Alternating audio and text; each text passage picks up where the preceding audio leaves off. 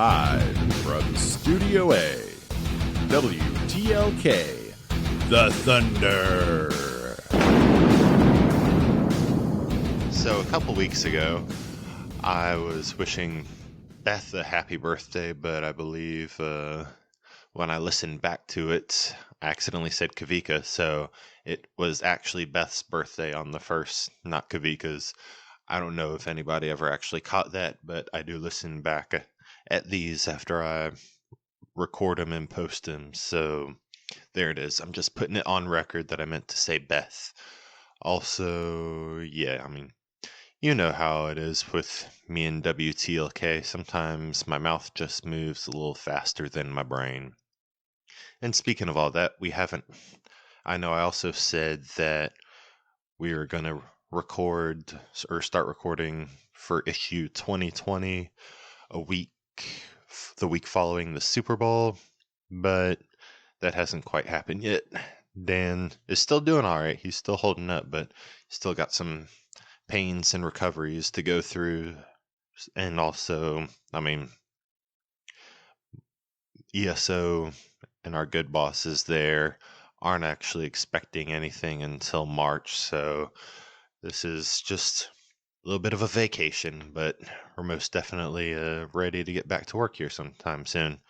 And me especially, because I also got a new phone yesterday, iPhone 7, so I actually have a fucking phone that actually has a good battery and also a lightning port that I can put my charger into and not have to bend it 700 million different ways, and it'll actually work.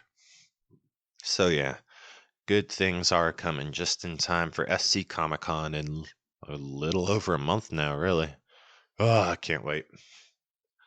Especially that whole damn day. SC Comic-Con Saturday, SC Comic-Con Sunday, Rawlanda 2 Monday.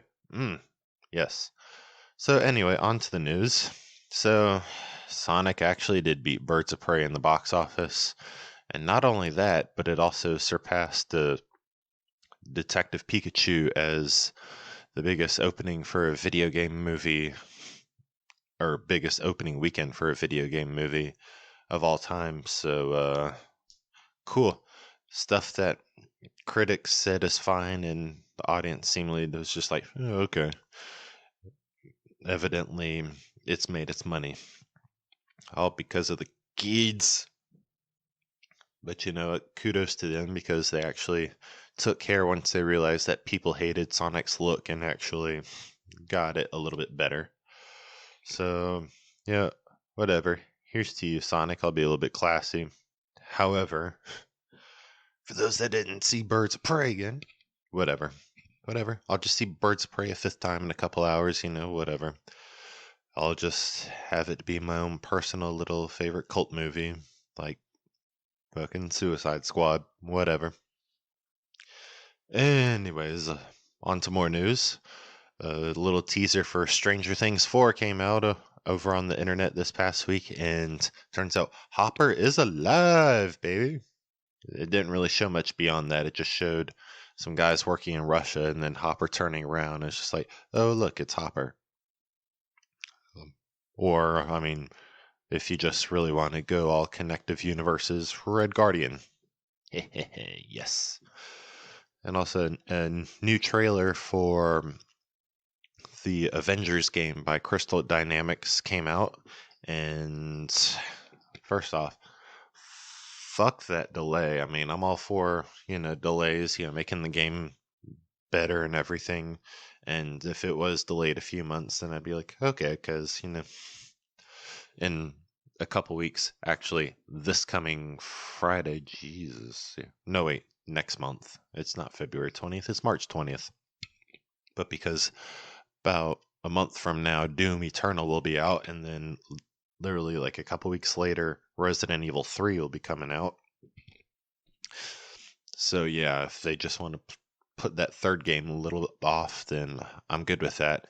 Except for the fact that they delayed it to September 4th, the Friday of DRAGONCON weekend. God damn it. I mean, whatever. whatevs, just something to look forward to when I get back home. If they, hold my pre-order for that long, whatevs.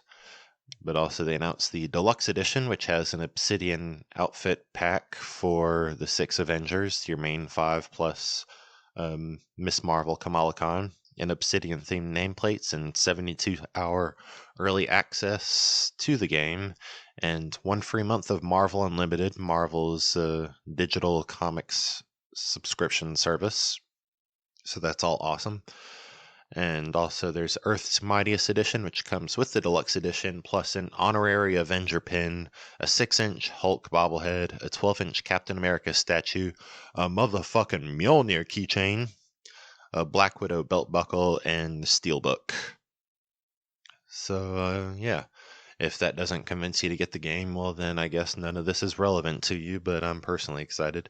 I don't know if I'm going to try to get the $200 one. It's probably already sold out, because I also tried to get the Resident Evil 3 big edition that came with the Jill Valentine statue, and that was already sold out by the time I got up there, so whatever. Ditto for the whole special SmackDown edition of WWE 2K20 last year. So, I might try for it, because I could certainly pay that shit off. But I'm just like, but where am I going to put it all? I know where I put the Mjolnir keychain, but everything else. And I know where I'd put the Avengers pin. I guess I'm just worried about the Hulk bobblehead and the Captain America statue. But whatevs.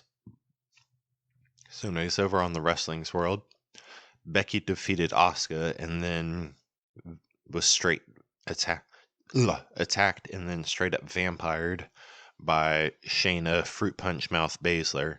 And what I mean by that is, after Shayna attacked her from behind, she took the back of Becky's neck and straight bit it and had blood all over her mouth. And I call her Fruit Punch Mouth as a callback to the end of Buffy the Vampire Slayer Season 1, after Buffy was revived and then went to confront the Master again, and then the Master was like trying to hypnotize her again like he does, and then she's just like, "You have Fruit Punch Mouth." So that's my name for Shayna Baszler now, is Fruit Punch Mouth. And medical team tried to get Becky over to an ambulance, and she ended up hijacking said ambulance and then driving it around one time and then coming back to the arena and was basically like, "Shayna, I'm fucking coming for you." Then MVP, who returned briefly in the Royal Rumble, but his in-ring competition career is probably now finished, but he did bring back the VIP lounge, and he had as his first guest, and the VIP lounge is basically his talk show, like the KO show, Miz TV, or most importantly, A Moment of Bliss. And MVP tried to be Drew McIntyre's business manager and all that, to which Drew politely declined, and then MVP was like not taking kindly to that and not taking no for an answer, which of course Drew responded in kind with a Claymore kick. So yeah, nobody's going to manage Drew, nobody's going to speak for Drew, he can do it all by himself. And then Randy Orton came to the ring and was trying to explain for like the 5th week in a row why he attacked Edge the Raw after the Rumble, and he just couldn't bring himself. And then Matt Hardy interrupted, or I guess just interjected in, and was just like, "No, seriously, why? What is wrong with you, man?"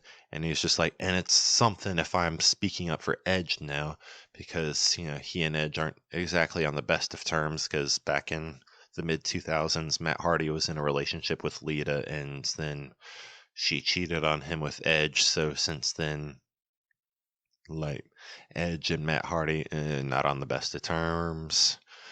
And then Randy tried to RKO Matt Hardy, which Matt pushed him away and then started wailing on him. And then Randy pushed him back and then hit him with a proper RKO. And I was confused because Twitter was saying that was Matt Hardy's final go around in the WWE. And, maybe going to AEW as the Exalted One of the Dark Order, which sounds right up Matt Hardy's wheelhouse. But Matt Hardy posted something on Instagram a couple of days ago saying that he was going to be on Raw and it was going to be a different Matt Hardy. So tonight will certainly be interesting as far as that's concerned.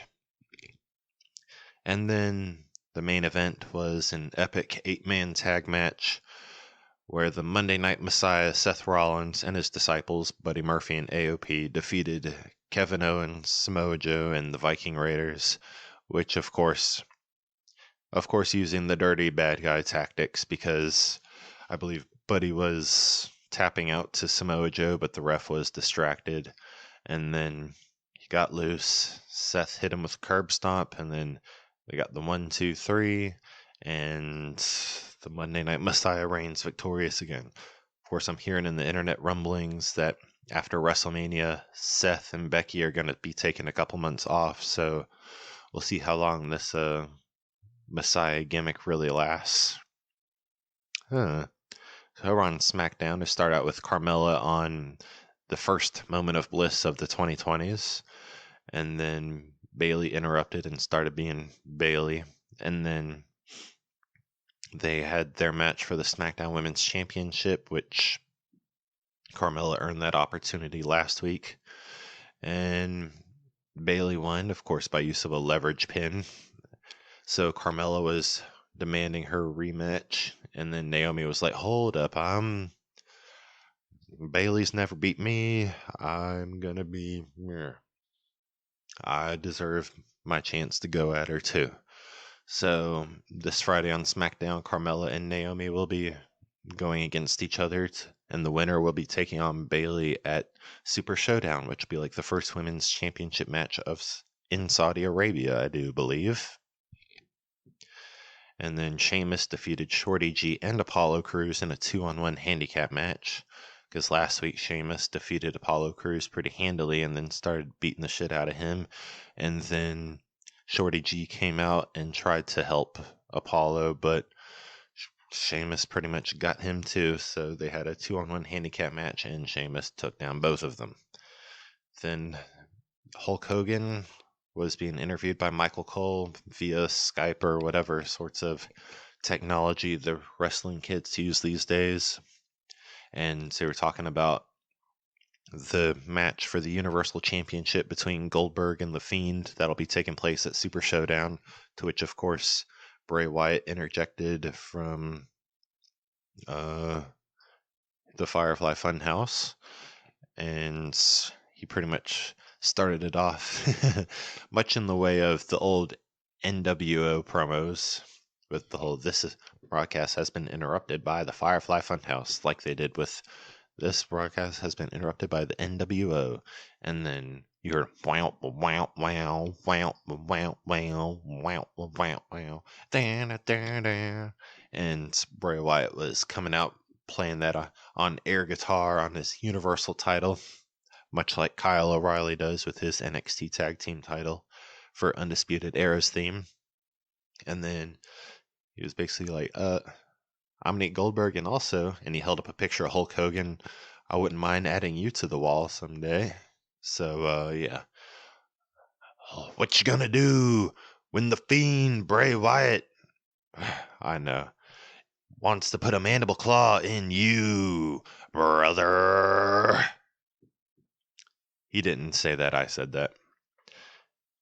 And then Otis finally had his date with Mandy Rose on Valentine's Day, and it did not go as planned, because by the time Otis got there and Mandy had been waiting for a while, Dolph Ziggler interjected and he sat down in Otis's seat, and 'twas a bad look, because that's when Otis walked in and thought Mandy done him wrong. So yeah, and Otis is crushed, and we'll hopefully see him whoop Dolph Ziggler's ass all over the place this coming Friday.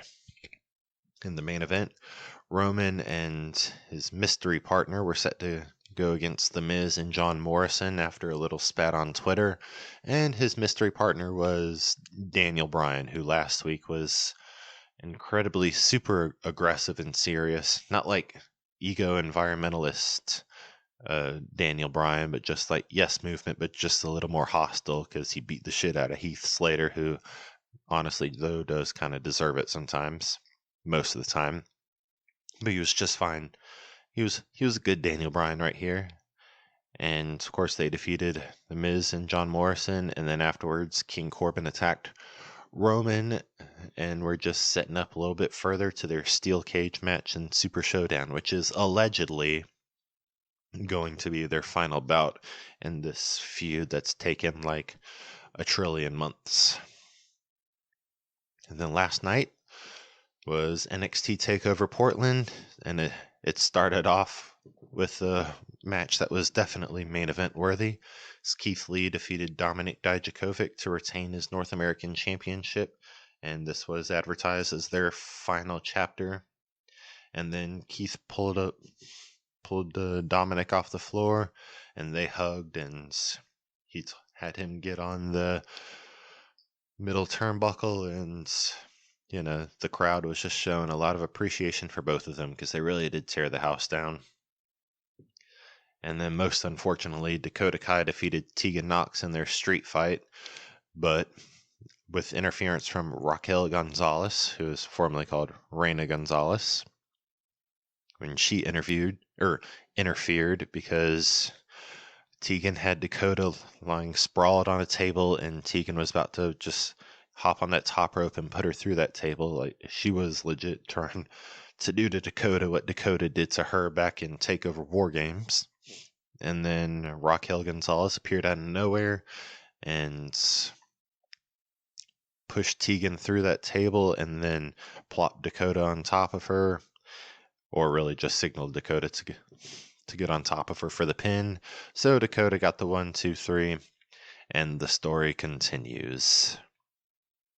Speaking of stories, Finn Balor, aka Patient Zero of The Fiend's Little Turning Magic, defeated Johnny Gargano, and Rhea Ripley defeated Bianca Belair to retain the NXT Women's Championship. Then afterwards, Charlotte Flair attacked Rhea from behind and then hit her with a natural selection, which is one of Charlotte's like 50 finishers, and then accepted her challenge for a match at WrestleMania. So there we go. Just to recap, the 2 Royal Rumble winners, Drew McIntyre will be facing Brock Lesnar, or Ricochet, but probably Brock Lesnar, at WrestleMania for the WWE Championship. And now Charlotte Flair will be facing Rhea Ripley at WrestleMania for the NXT Women's Championship, which means since the NXT Women's title won't be defended on Takeover Tampa, I wonder what space that creates, what new matches will be taking place that will be pretty damn awesome. And then the Broserweights, Matt Riddle and Pete Dunne, defeated Bobby Fish and Kyle O'Reilly to become the new NXT Tag Team Champions, so the Undisputed Era's prophecy just crumbled that much more. And also, another great thing a question I really want you to think about here is one that Matt posed when the Broserweights were having a little promo battle with the Undisputed Era, and it concerns one Bobby Fish, and it is, how much fish could Bobby Fish fry if Bobby Fish could fry fish? He brought that question up, I think it was last week at NXT or the week before, and yeah, they started out with driving out on their cart here in Takeover last night, and then Matt Riddle pretty much started a sing-along with how much fish could Bobby Fish fry if Bobby Fish could fry fish. In fact, it was even to the point where they even had just like a sing-along of a Disney movie. You've got the words at the bottom with a fish going over all the words, which was just incredible. And yeah, that was... The Broserweights need their own show, like, seriously. How much fish could Bobby Fish fry if Bobby Fish could fry fish? Well, he's going to go back to frying fish now because he doesn't have a tag team title to defend. In our main event, Adam Cole defeated Tommaso Ciampa to retain the NXT Championship. And after all that has gone down over at Takeover, I didn't know there was any further house left to burn down by that point, but they somehow managed to find it, and kudos to them.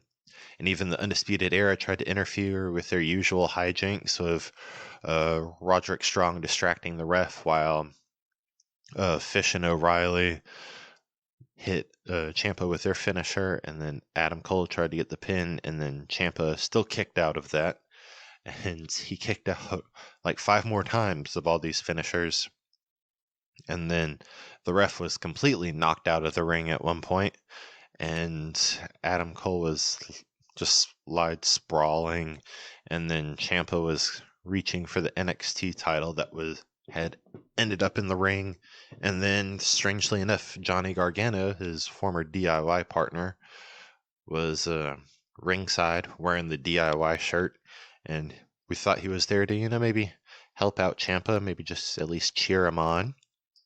And Ciampa was reaching for the title, and Johnny just took it from him. I think maybe just to be like, no, you're gonna get disqualified. Don't fucking cheat this way. Like, just reach inside you and get it. And Johnny just took one look at the NXT title that he only held for 2 months, because he won it at Takeover New York the night before WrestleMania last year, and then he lost it 2 months later, literally 2 months later, at Takeover 25 in early June. And then he took one look at it, and then he bashed Tommaso in the face with it. And right after that, Adam Cole landed on top of him and got the 1-2-3, and he retained the NXT championship. So yeah. Damn. So, with all that said, 2 more final notes. I did see Blumhouse's Fantasy Island last night, and it was surprisingly good. Like, surprisingly really good. It blew my mind. Like, I knew it had, some good actors in it, like Lucy Hale and Michael Pena and Michael Rooker. But yeah, that whole damn story was good. I was just like, what the fuck? And also Saturday night, myself and James and Jessica Moser went to Netherworld, aka the GOAT of haunted houses. Fight me on that.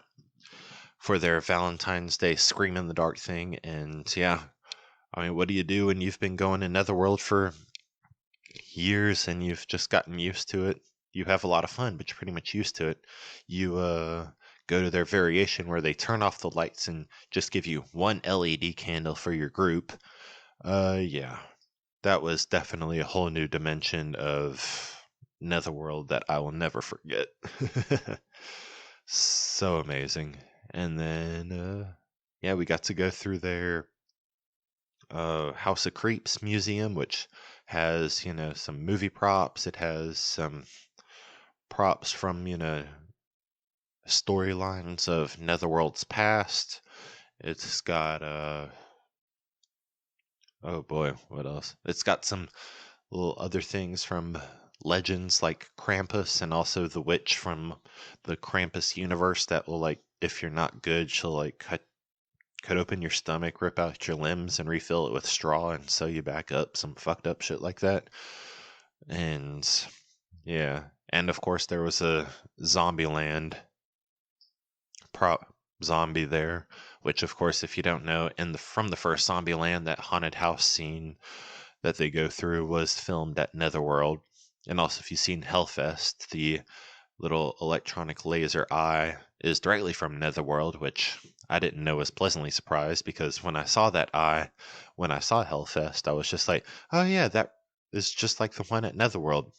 It literally was the one from Netherworld, evidently.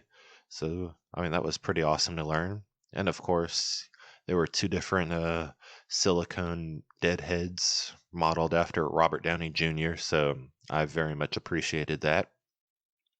And then, yeah, I got myself like fucking $60 worth of Netherworld gear, so I'm very content. Between that and the fact that I'm still drinking pumpkin spice coffee, I think I'm making up for the sham of getting my hours cut during Halloween season, so I had to be super frugal with my money. fucking bullshit. And then they expect me to take on projection duties and try to call my ass in for stock nowadays. Okay, whatever. Anyways, because Mondays are for WTLK and for Raw, god damn it.